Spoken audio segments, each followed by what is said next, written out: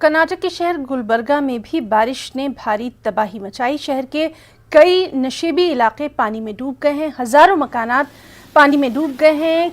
सड़कें झीलों में तब्दील होकर रह गई हैं। शहर की सबसे मसरूफ तरीन सड़क भी झील का नज़ारा पेश कर रही है। केबीएन अस्पताल के रूबरू पानी घुटनों तक जमा हो गया है। कई एक कमर्शियल कॉम्प्लेक्स में भी पानी दाखिल हो चुका है।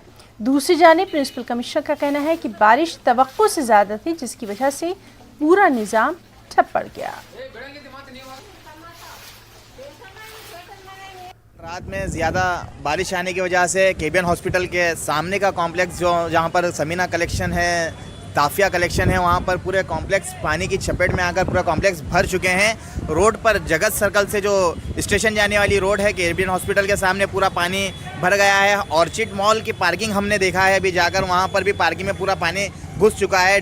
मैं डिस्ट्रिक्ट एडमिनिस्ट्रेशन से गुजारिश करता हूँ कि अपने आंखें खोलें, क्योंकि हर साल ये प्रॉब्लम यहाँ पर ये शॉप वालों को ये प्रॉब्लम फेस करनी पड़ती है। उसके बावजूद भी डिस्ट्रिक्ट एडमिनिस्ट्रेशन, कॉरपोरेशन एडमिनिस्ट्रेशन कोई फैसला नहीं करते, यहाँ का कुछ सल्यूशन नहीं निकालते।